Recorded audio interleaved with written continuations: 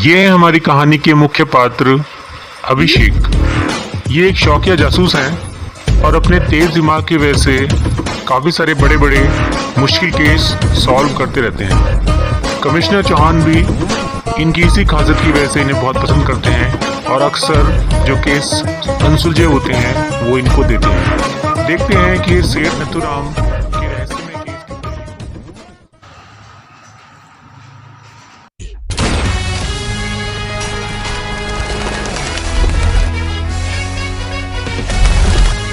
क्या कल किसी ने नथुराम जी का खून कर दिया?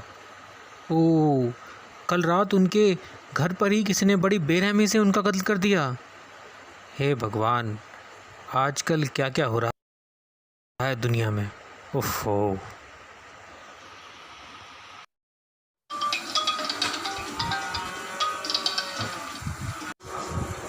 अरे कमिश्नर साहब की वीडियो कॉल, लगता है इसी केस के बारे में बात कर रहे होंगे।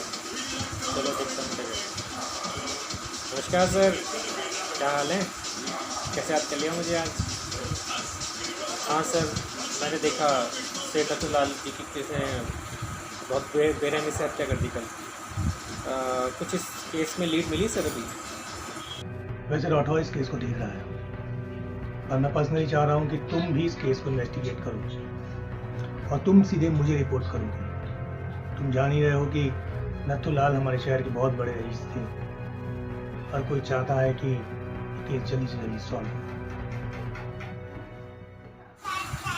ठीक है सर, मैं राठौर सर से केस के बारे में सारी जानकारी ले लेता हूँ और केस पे अपना इन्वेस्टिगेशन शुरू करता हूँ। आप चिंता मत कीजिए, मैं अपनी पूरी कोशिश करूँगा कि रिजल्ट जल्दी से लेने। ओके सर, कब आएगा? चल बेटा, काम पे लग गया, नया केस मिल गया।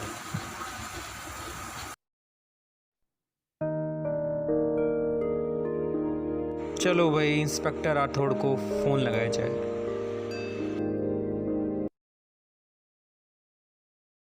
हाँ, हेलो राठौड़ सर, क्या हाल है?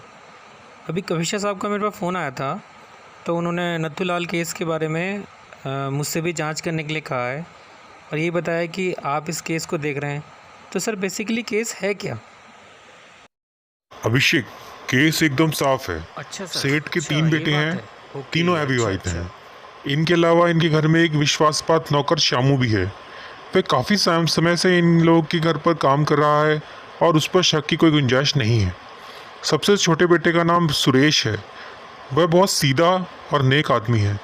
उसने ज़्यादा कक्षा तक पढ़ाई नहीं की, लेकिन उसे काफ़ी किताबों पढ़ने का शौक़ है और उसे काफ़ी विषयों का अच्छा ज्ञान भी है। वह कोई काम नहीं करता है और घर पर ही रहता है। दूसरे बेटे का नाम गणेश है। वह मेडिकल की पढ़ाई कर रहा है। वह बहुत तेज़ दिमाग का है और बहुत ही सुलझा हुआ और समझदार व्यक्ति है। सुनने में आया है कि सेठ नथुलाल ने उसे अपनी वसीयत में अपना वारिस बनाया है, लेकिन अभी तक ऐसी कोई वसीयत नहीं मिली है। सबसे बड़ा बेटा रमेश है। वह एक नंबर का नालायक और आवारा आदमी है। हर दिन उसकी नथुलाल से लड़ाई होती रहती थी। वह कपड़े का व्यापारी है और उसे अपने धंधे में अच्छा काफ़ी सर। घाटा हुआ है और हम्म उस पर काफ़ी कर्ज भी है, इसलिए उसे पैसे की ज़रूरत भी है। ओहो। उसे शराब पीने की बहुत बुरी आदत है और कल रात से ही वह सर, गायब है। अच्छा। तो ये बहुत सीधा सा केस है कि रमेश ने ही नथुलाल का खून किया है। ओके ठीक ओके है, और ओके हमने सर। उसके ओके खिलाफ सर। वारंट भी निकाल दिए हैं। देखते हैं कब तक बचता है। सर काफ़ी हद तक ये केस में समझ में आ गया है, लेकिन मैं एक बार सेठ जी की लाश को देखना चाहता हूँ। ओके।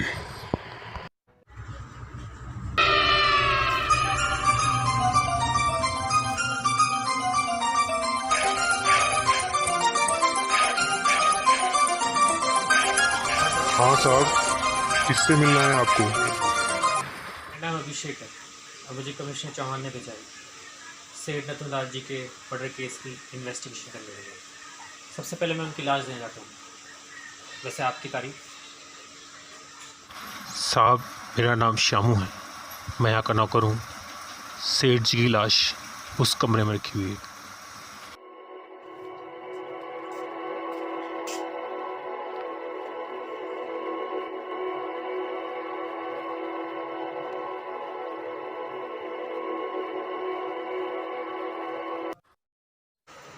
हेलो, हाँ राठौर सर, मैं अभिषेक बोल रहा हूँ।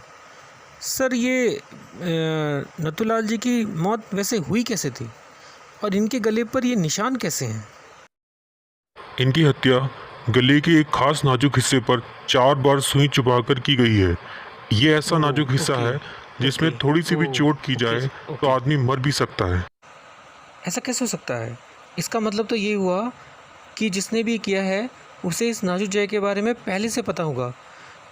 लेकिन मानव शरीर के बारे में ऐसी जानकारी किसी डॉक्टर आदि के पास ही हो सकती है। किसी आम आदमी को ऐसी जानकारी होना मुश्किल है। सर मैं अपनी जांच शुरू करने के लिए सेठ जी के बेटों से भी मिलना चाहता हूँ। मिल लो, लेकिन फायदा कुछ नहीं, क्योंकि जो चलिए, मेन इससे ही काम अपराधी है बनेगा। ओके, वो तो ओके फरार सर, है। ओके, ओके ये तो सर, सीधे लोग हैं। Okay, okay.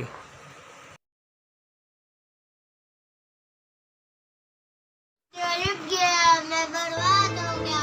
अब कौन मुझ पे जो हुआ मुझे उसका बहुत दुख है सुरेश, लेकिन अगर तुम जांच में मदद करोगे तो खूनी जल्दी ही पकड़ा जाएगा। क्या तुम्हें किसी पे शक है या तुम अपने पिताजी की किसी वसीयत के बारे में जानते हो? मुझे शक है और ना ही मैं किसी वसीयत के बारे में जानता हूँ।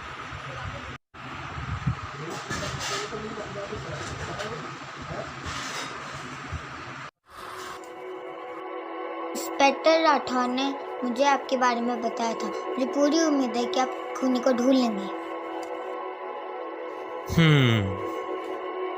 जो भी हुआ मुझे उसका बहुत दुख है, लेकिन मुझे पूरी उम्मीद है कि आप मेरे सवालों का सही सही जवाब देंगे। कमाल है, इसमें तो उसी नाजुक जगह का जिक्र है जिस पे वार करके सेठ जी को मारा गया था।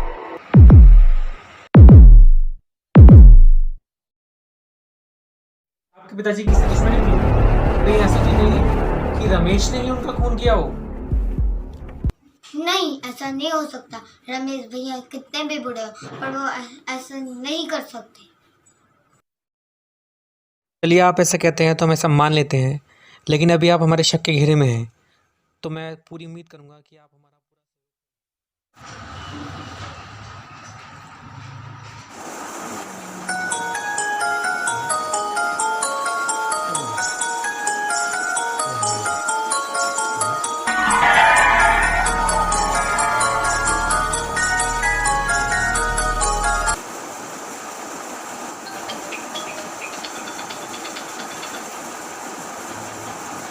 हेलो। हाँ राठौर सर, क्या हाल है? रमेश पकड़ा गया अभिषेक, अब तुम भी अपनी क्या? जांच रमेश पकड़ा बंद गया? कर दो। हाँ, आज हमने उसे गिरफ्तार कर लिया। अच्छा सर, आपको ऐसा नहीं लगता कि इस केस में अभी कुछ ऐसा है जो अनसुलझा है, जो गुप्त है?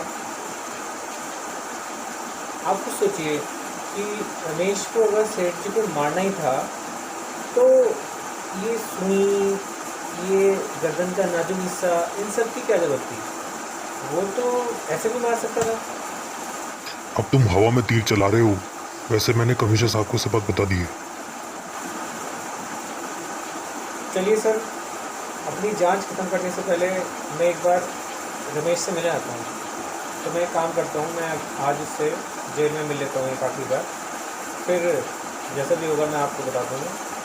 तो कमिश्नर साहब को तो आपने बता ही दिया। अच्छा सर, एक बात बताइए, ये जो सेठ जी हैं, सेठ नथुलाल जी हैं, आपने इनके बेटे, इनके नौकर सबका डिटेल बताया, लेकिन सेठ जी की पत्नी के बारे में कोई इन्फॉर्मेशन नहीं है, कोई बात नहीं है। सेठ जी की पत्नी कहाँ है?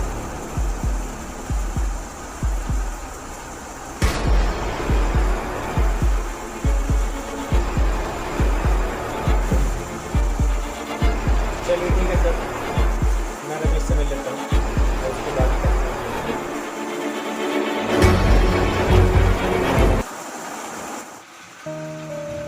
चलो रमेश से मिला जाए।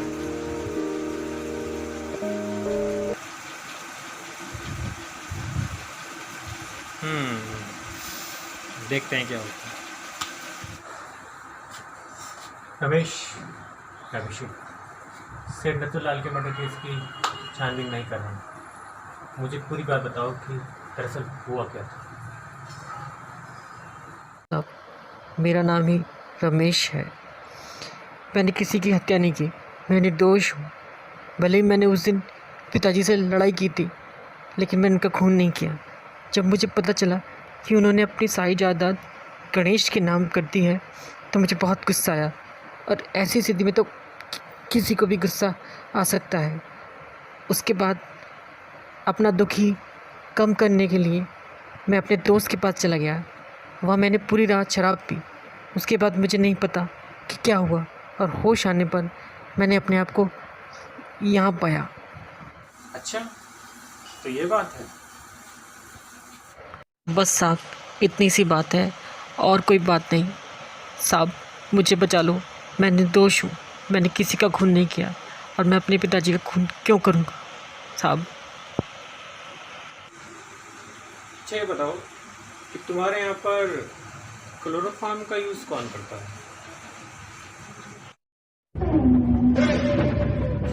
क्लोरोफॉर्म तो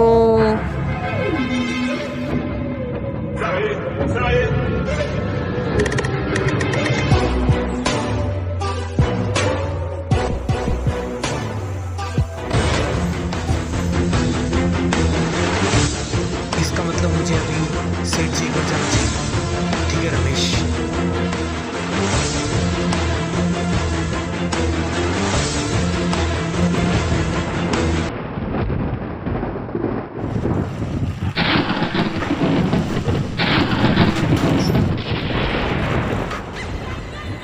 श्यामू, रुको, मेरी बात का जवाब दो।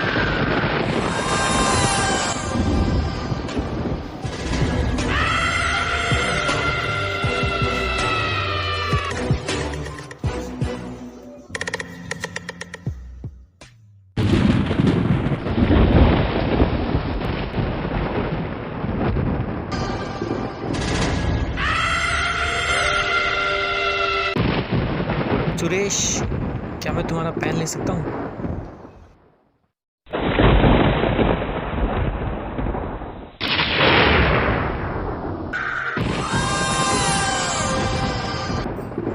क्या मैं तुम्हारी कमरे की तलाशी ले सकता हूँ? ये क्या बदतमीजी है?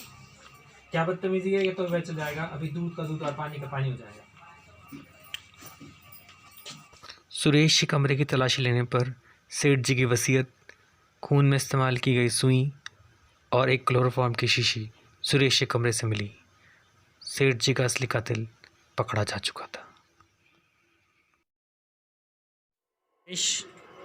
तुमने नथुलाल जी का खून क्यों किया? क्योंकि वो हमेशा मुझे ताने मारते रहते थे और मेरी कम पढ़ाई का मजाक उड़ाते रहते थे। पढ़ने का जिम्मेदार भी मुझे ही समझते थे, और जब मुझे पता चला उन्होंने सारी जायदाद गणेश के नाम कर दी, तो मैं गुस्से से पागल हो गई। मुझे तुमसे ये उम्मीद नहीं थी। हेलो राठौर सर, सेठ जी का असली कातिल पकड़ा गया, वही पूरे सबूतों के साथ। अभिषेक, तुमने तो कमाल कर दिया। तुम्हारे तेज दिमाग की वजह से ही सेठ जी का असली कातिल पकड़ा जा सका है। लेकिन तुम्हें सुरेश पर शक हुआ कैसे? जब मैंने सेठ जी के नाक के पास काले धब्बे देखे थे, तो मुझे कुछ अजीब सा लगा था। जब मैंने इसका पता किया, तो पता चला कि ऐसा क्लोरोफॉर्म के इस्तेमाल की वजह से होता है। फिर मैंने गणेश के कमरे में किताब में अंडरलाइन की गई लाइनें भी देखी। इस तरह से सारा शक गणेश की तरफ ही जा रहा था। लेकिन जब रमेश ने बताया कि सुरेश भी कभी कभी नींद न आने की वजह से क्लोरोफॉर्म का इस्तेमाल करता है, तो मेरा माथा ठनक गया। और सुरेश गणेश की मेडिकल किताबें भी बड़े शौक़ से पढ़ता है। और उसके बाद जब शामू ने बताया कि सेठ जी अपनी पत्नी की मौत का जिम्मेदार भी सुरेश को समझकर उसे ताने मारते रहते हैं, क्योंकि उसकी मौत सुरेश के जन्म पर हो गई थी, और ऐसा तो आपने भी मुझे बताया था, तो मेरा शक धीरे धीरे सुरेश की तरफ ही जाने लगा। इसके अलावा एक बात गौर करने की ये थी कि अगर गणेश को हत्या करनी होती तो गले के ऊपर सिर्फ एक निशान होता, क्योंकि वो एक डॉक्टर है, जबकि गले पर 4 निशान थे।